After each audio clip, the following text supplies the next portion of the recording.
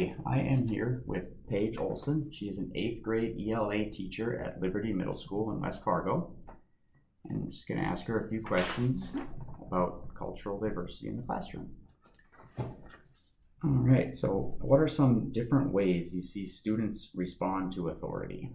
So every kid's different, but I'd say the majority responds well, like right away, no issue. But you've always got kids that kind of want to test out the boundaries, but then they'll, pretty much fall in line right away, a couple days.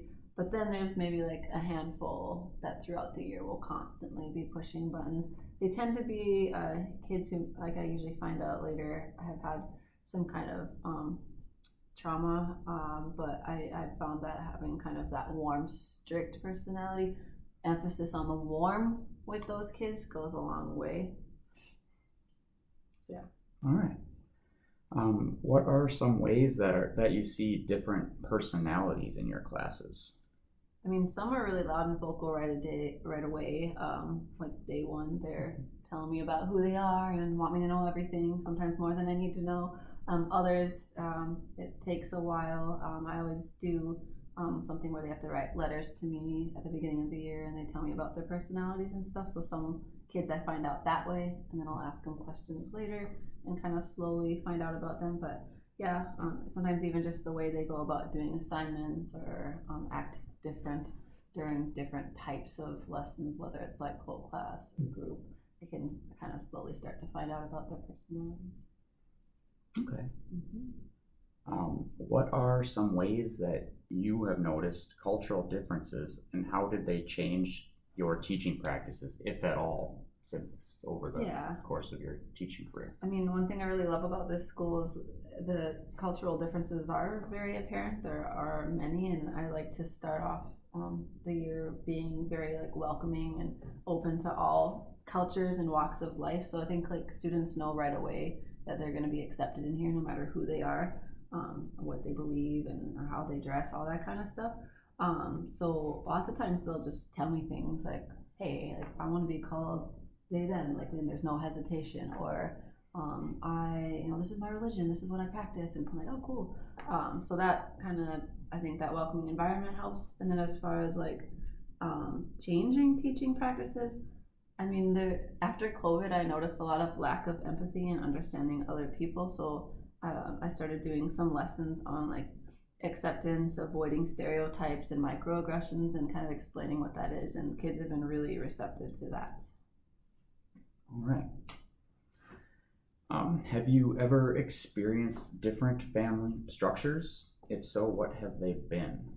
I feel like this is kind of just like a list of, I mean, the school is the biggest middle school in the state. So it's like everything from like, mixed families, divorced, kids who have been adopted, kids who are still in foster care, kids who are homeless, kids who live with grandparents or an aunt or uncle, like everything, really. Yeah, I see that too. Yeah, for sure. From what I do here. Okay, and then where do you as a teacher see the most difficulty in your job, like work planning, delivering, implementing, because of or due to any diversity or lack of diversity?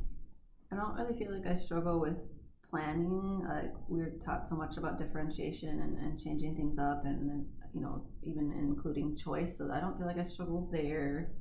Implementing, not really. It's kind of like the delivering. Sometimes things happen on the fly and you don't know how to respond, like, or have the right answer, or for example, I'm like delivering a lesson and then a kid gets upset about something another peer said that they thought was insensitive. Sometimes it's like, how do I address this in a professional manner in front of the whole class?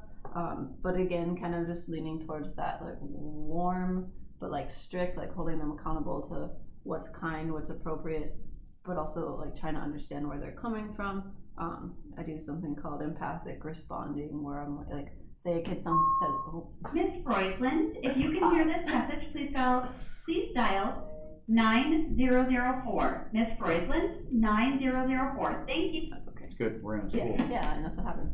But yeah, like with empathic responding, trying to show a kid like understand where they're coming from. So like say a kid says something hurtful and they're just like, I was just joking or whatever, trying to say like, hey, tell me what your intent was there. Like I repeat back to them what they say. Well, I was, just this. and then trying to kind of explain like the other person's point of view, that really helps. But yeah, I'd say like the delivering, just when things happen that you weren't expecting, or a conversation leads somewhere you're like, oh, Kind of go on the fly. yeah, on the fly is not my favorite, but yeah, we gotta deal with it as teachers. So yeah, All right, well, that pretty Yay. much wraps it up. Thank Cool. you for your time. for sure, that's great.